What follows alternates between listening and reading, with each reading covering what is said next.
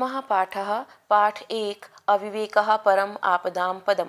अविवेकः विवेकहीनता परम आपदाम अत्यधिक विपत्तियों का पदम स्थान होती है, अर्थात सोच समझकर कार्य न करने से बहुत अधिक मुश्किलों का सामना करना पड़ता है। पाठ के मुख्य पात्र हैं माधव, जो उज्जैनी का रहने वाला गरीब किंतु विद्वान ब्राह्मण है। माधव का शिशु अवस्था का एक पुत्र है और माधव अपने पुत्र के समान एक नेवले का पालन पोषण करता है जो उसके प्रति उपकारी और कृतज्ञ है। पाठ का प्रारंभ दो छात्रों के वार्तालाप से करते हैं। ऋचा व्योम एकम प्रश्नम पृच्छामि, एक प्रश्न पूछती हूँ। कह सह पशु, यह सर्पस्य शत्रु, वह कौन सा पशु है जो सर्प का शत्रु है।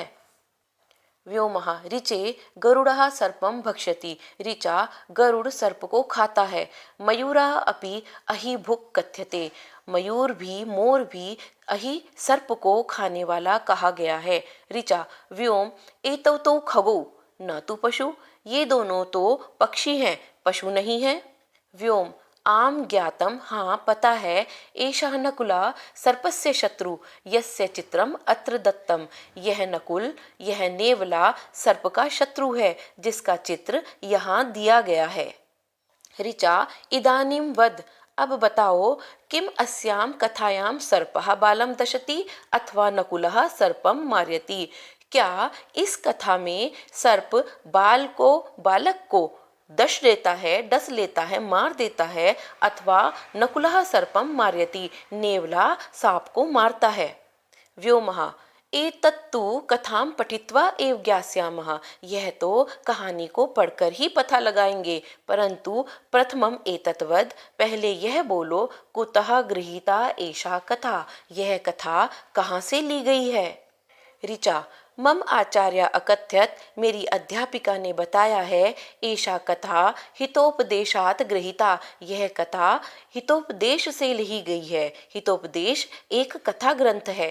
तत्र अनेका मनोरंजका नीति कथा संति, उस हितोपदेश नामक ग्रंथ में अनेक मनोरंजक नैतिक कथाएं हैं। व्योमः बाणम बहुत अच्छा, पाठम पठित्वा तव प्रश्नस्य उत्तरम दास्यामि, पाठ को पढ़कर तुम्हारे प्रश्न का उत्तर दूंगा। ऋचा शोभनम बहुत सुंदर, अधुना पाठम पठामः, अब पाठ को पढ़ते हैं। अस्ति उज्जयिन्याम माधवः नाम विप्रः, उज्जैनी में माधव नाम का विप्रः ब्राह्मण रहता था। एकदा तस्या भार्या स्वबालापत्यस्य रक्षार्थं तम अवस्थाप्य स्नातुं गता। एकदा एक बार तस्य उसकी उस ब्राह्मण की भार्या पत्नी स्वबाल अपत्यस्य अपने बालक पुत्र की रक्षार्थम रक्षा के लिए तम अवस्थाप्य उसको स्थापित करके नियुक्त करके स्नातुं गता नहाने के लिए चली गई। एक बार उस ब्राह्मण की पत्नी अपने बालक पुत्र की रक्षा के लिए उस ब्राह्मण को नियुक्त करके स्नान करने के लिए चली गई। अथ इस प्रकार से ब्राह्मणः राज्ञा श्राद्धार्थं निमंत्रितः, ब्राह्मण राज्ञा राजा के द्वारा श्राद्धार्थम श्राद्ध के लिए निमंत्रितः बुला लिया गया। इसके पश्चात ब्राह्मण राजा के द्वारा श्राद्ध के लिए बुला लिया गया। ब्राह्मणः सहज दारिद्र्यात् अचिंत्यत, ब्राह्मण ने सहज निर्धनता से सोचा, यदि सत्वरम न गमिष्यामि, यदि सत्वरम शीघ्रम, यदि शीघ्रता से नहीं जाता हूँ, तरही तो अन्य कश्चित श्राद्धार्थम व्रतः भवेत, तो अन्य कोई श्राद्ध के लिए नियुक्त हो जाएगा। ब्राह्मण ने सहज दरिद्रता से सोचा, यदि शीघ्रता से नहीं जाता हूँ तो कोई अन्य ब्राह्मण श्राद्ध के लिए नियुक्त हो जाएगा।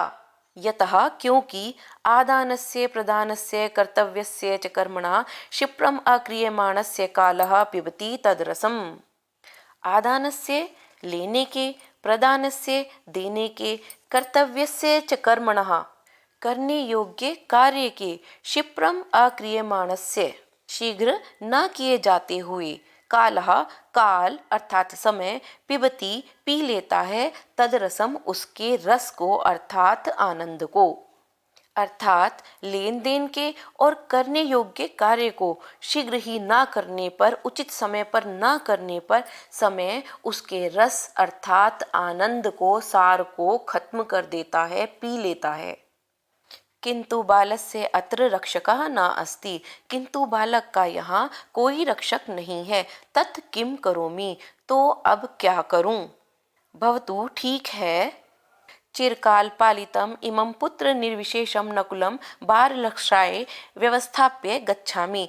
चिरकाल पालितम बहुत समय से पाले हुए, इमं इस, पुत्र निर्विशेषम पुत्र के समान, नकुलम पुत्र को, बाल रक्षाए बालक की रक्षा के लिए, व्यवस्थाप्य व्यवस्थापित करके, गच्छामि चला जाता हूँ।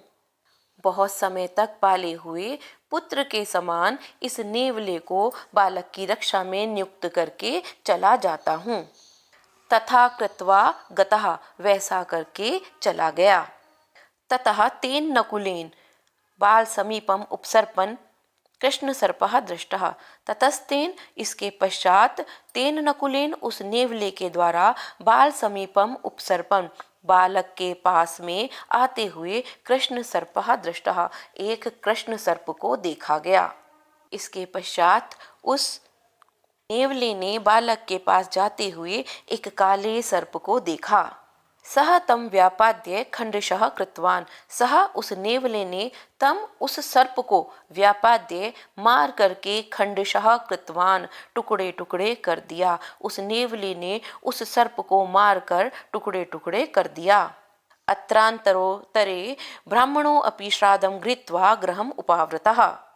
अत्रांतरे, इसी बीच, ब्राह्मणों अपि ब्राह्मण भी श्राद्धम गृहीत्वा श्राद्ध को ग्रहण करके, गृहम उपावृतः घर वापस लौट आया। इसी बीच ब्राह्मण भी श्राद्ध को ग्रहण करके घर वापस लौट आया। ब्राह्मणं दृष्ट्वा नकुलः रक्त विलिप्त मुखपादः तस्य चरणयोः आलुठत।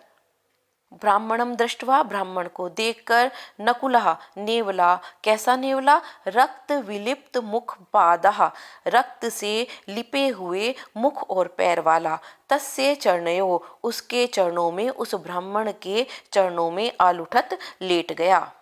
ब्राह्मण को देखकर रक्त से लिपे हुए, सने हुए मुख और पैर वाला नेवला उस ब्राह्मण के पैरों में लेट गया। विप्रः तथा विधम तम दृष्ट्वा बालको अनेन खादिता इति अवधार्य कोपात नकुलम व्यापादितवान। विप्रः ब्राह्मण ने उस प्रकार के उसको देखकर, अर्थात रक्त से सने हुए मुख और पैर वाले उस नेवले को देखकर, बालको अनेन खादितः बालक इसके द्वारा खा लिया गया, इति अवधार्य यह सोच करके, कोपात क्रोध से, नकुलम नेवले को, व्यापादितवान मार दिया। ब्राह्मण ने उस प्रकार के उस नेवले को देखकर, इसके द्वारा मेरा बालक खा लिया गया, ऐसा निश्चय करके क्रोध से उस नेवले को मार दिया। अनंतरम यावत उपसृत्य अपत्यम पश्यति तावत बालकः स्वस्थः सर्पश्च व्यापादितः तिष्ठति।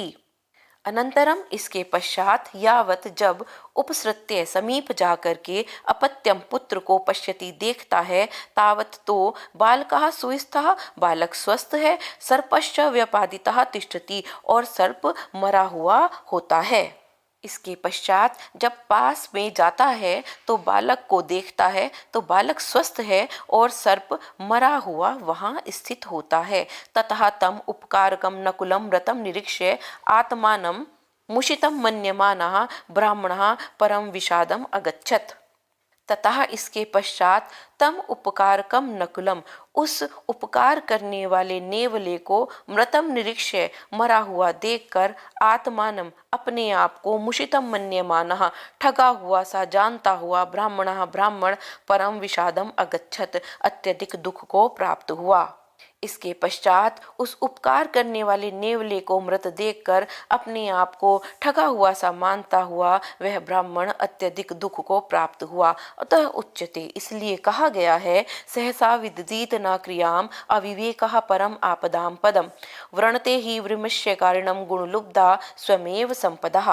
सहसा विदित न क्रियाम, सहसा अचानक से विदित नहीं करनी चाहिए क्रियाम कोई भी कार्य को। अविवेका विवेकहीनता परम आपदाम पदम, परम आपदाम अत्यधिक विपत्तियों का पदम स्थान होती है। व्रणते ही निश्चित रूप से व्रणते वर्ण कर लेती है विमृश्य कारिणम, सोच विचार कर कार्य करने वाले को गुणलुप्ता, गुण की लोभी स्वयमेव स्वयं ही संपदा संपत्तियां। अचानक से कार्य को नहीं करना चाहिए। विवेकहीनता आपत्तियों का, बहुत अधिक आपत्तियों का स्थान होती है, घर होती है। सोच विचार कर कार्य करने वाले व्यक्ति को गुण की लोभी संपत्तियां स्वयं ही चुन लेती हैं, वर्ण कर लेती हैं।